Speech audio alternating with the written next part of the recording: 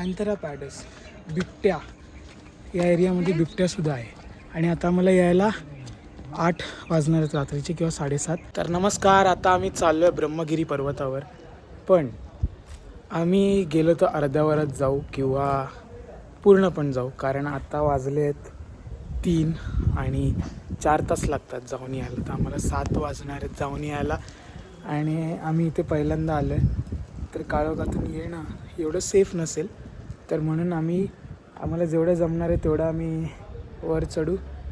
झालं तर पूर्णच वर चढू. जरा वाटलं की चला टाईम आहे, म्हणजे एकदमच जर टोकावर पोचलो, समजा आम्ही 4:30 वाजेपर्यंत वरती पोचलो, तर आम्ही पुढे जाऊ आणि मग येताना काय आपण येऊ आरामात खाली.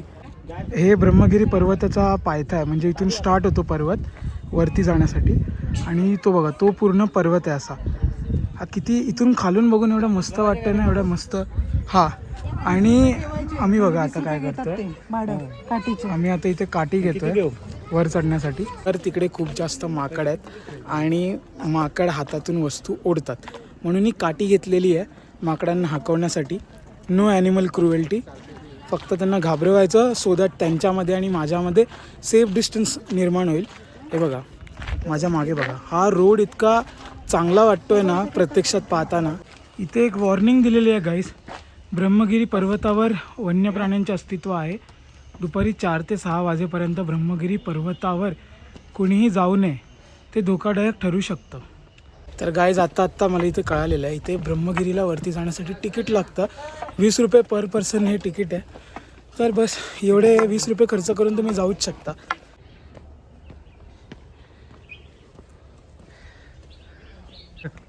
तो व्ह्यू दाखव, तो बघा किती मस्त व्ह्यू आहे. आता इकडे माझ्याकडे, आता हे बघा, आता इकडे बघा, महाराष्ट्र शासन कांतारा पॅडस, बिबट्या, या एरियामध्ये बिबट्यासुद्धा आहे. आणि आता मला यायला 8 वाजणार आहेत रात्रीचे किंवा 7:30. तर तुम्ही व्हिडिओ पूर्ण बघा, कदाचित दिसलं तर आपल्याला बिबट्यासुद्धा दिसू शकतो. मी गॅरंटी देत नाही दिसलं तर मी VFX ने टाकेन, ग्रीन स्क्रीन.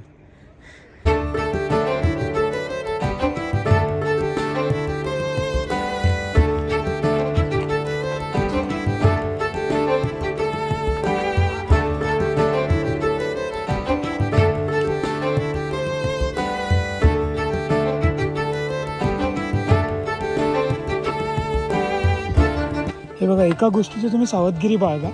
हे जे अशा पायऱ्या बनवल्यात ना, त्या कडेने तुटल्यात. तर रात्री येताना तुम्ही अशा कडेला पाय द्याल आणि डायरेक्ट खाली जाल. सॉरी बट सत्य कडू असतं. आणि आता ना 4 वाजलेत दुपारचे, तरी आजूबाजूला आहे ना संध्याकाळसारखं वातावरण झालं आहे, म्हणजे ऑलमोस्ट काळोखसारखं.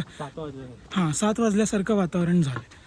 आणि तुम्ही बघू शकता की मला तर दम लागलेला आहे पायऱ्या चढून. बट मी तरी यंग आहे, स्टॅमिना खूप आहे माझ्यामध्ये, ह्याचं असं नाही आहे. त्यामुळे हळूहळू चढतो आहे. हा थांबलेला, मध्ये स्टॉप घेतलेला, बसलेला सुद्धा. काय म्हणणं आहे तुझं याच्याबद्दल? हा थकला, मला कॅमेरा पकडायला लावतो सारखं. आता मी व्लॉगिंग करतो तर कॅमेरा पकडायला म्हणजे लागणारच. आता मी इथे आलो, व्हिडिओ नाही बनवणार. घरी गेल्यावर हा मला बोलणार मस्त चान्स होता, का नाही बनवला आहे, म्हणून आता बनवतोय. तर त्याचा पण प्रॉब्लेम आहे. आता इथून पुढे ना आम्ही वर गेलोच नाही, कारण आम्ही एवढ्याच वर गेलेलो, कारण आम्हाला ते पुढचं जो ट्रेक होता तो थोडा रिस्की वाटला. रिस्की म्हणजे जाण्याच्या संदर्भात नाही बोलत आहे मी, चढण्याच्या संदर्भामध्ये. पण वरती माकडं होती आणि माकडं आमच्या डोळ्यासमोर आम्ही बघितलं की माकडं अंगावरती उड्या मारत होती काही माणसांच्या. तर मी म्हटलं की कशाला आपण उगाच रिस्क घ्यायची, म्हणून आम्ही वर जाऊन, म्हणजे आता जिकडे तुम्हाला व्हिडिओमध्ये दिसतंय तिथूनच आम्ही पाठी परत फिरलो आणि आम्ही गेलो गंगाद्वाराकडे. आता गंगाद्वार जे आहे ते ब्रह्मगिरी पर्वतावरच आहे, फक्त फरक इतका आहे की गंगाद्वार आणि ब्रह्मगिरी पर्वत म्हणजे ब्रह्मगिरीच्या टोकावरती गंगेचा उगम झाला, पण तिकडून जे पाणी खाली आलं ते गंगाद्वाराकडे आलं, म्हणजे जे गंगाद्वारातून बाहेर आलं. आता तुम्हाला इथे माझ्या मागे दिसत असेल की ब्रह्मगिरीकडे जाणारा रस्ता, तर त्याच्या थोड्याशाच बाजूला आहे ना एक दुसरा रस्ता आहे.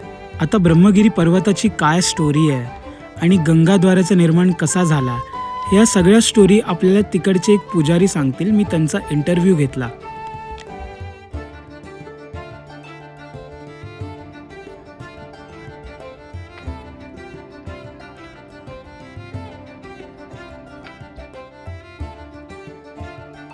तर गाईज आता आपण आलो आहे इथे गंगाद्वारच्या इथे आणि इथे बघा तिकडे आतमध्ये गंगा जिकडून गंगेचं उगम तिकडून वरून झालं आणि ती गंगा वरून इकडे खाली आली आणि इकडे गोमुख आहे ज्यातून गंगा वाहते. याला गंगेचं द्वार म्हणतात. हे गौमुख आहे, ही गोदावरी माताची मूर्ती आहे.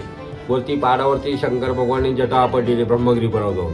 जे टायमाला गौतम ऋषी हाताने गोहत्याचं पाप झालं ते पापातून त्याला मुक्त व्हायचं होतं. मग शंकर भगवानावर खूर झाला, ते जटा आपटली. तिथनं गोदावरी उगम पाहून ती इथं आलेली आहे. हे गोदावरीचं पाणी हे कुंडात गेलं. ही 14-15 फीट डीप आहे. इथनं गोदावरी एक खाली रामाचं मंदिर आहे, ज्या रामाने बाण मारून तिथं गोदावरी परड केली. हीच गोदावरी परत रामाच्या मंदिरातून कुशेवरच्या कुंडात गेलेली आहे. ते कुंडावर निघते. त्याच्यानंतर गावामध्ये त्र्यंबकेश्वर मोठं मंदिर आहे. त्र्यंबकेश्वर ब्रह्म शिवमयीच्या लिंगातून बाहेर पडल्याच्यानंतर अहिल्या आणि गोदावरी ही दोन्हीचा संगम होऊन पुढे मोठीच गेली. नाशिक, पंचवटी, नांदेड, पैठणचे राजमंदिरवरून बंगालच्या उपसागराला मिळेल असा हा गोदावरीचा जन्म झालेला हा.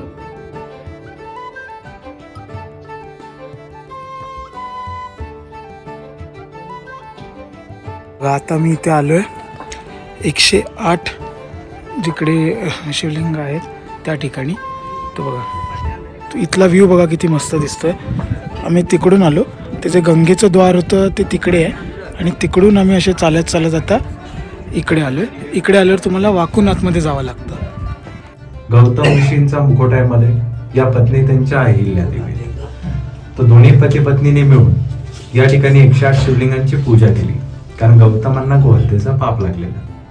गोदावरीचं दर्शन घेतलं. मागे तुम्ही तीच गोदावरी त्यांनी तपश्चर्या करून आणली ब्रह्मगिरी पर्वतावर आणि तेव्हा ते गोहत्येच्या पापातून मुक्त झाले. त्यावेळेचे पुरातन स्थान आहे आणि समोर शेषनाग आणि त्रिशूळ ज्याला महादेवाचं प्रतीक मानलं जातं. प्रणाम करा तुम्ही. तर आता तुम्ही माझी हालत बघत असाल की माझे केस कसे झाले, चेहरा कसा झाला आहे, कारण मी अक्षरशः थकलो आहे. आता मी तुम्हाला काय बोललेलो की आपण गंगाद्वाराच्या इथून आलो, मग आपण 108 शिवलिंग जिथे आहेत तिकडे आलो आणि आता आपण गौतम ऋषी जिकडे तपश्चर्या करायला बसायचे त्या ठिकाणी आलो आहे. आणि हे बघा गोरक्षणात आणि गौतम ऋषी इथे होते, म्हणजे इथे तपश्चर्या करायचे. हे बघा इथे आता हे सध्या गुफा बंद केलेली आहे का माहीत नाही, पण जे मे बी ते पुजारी आहेत ते घरी गेलेत लवकर.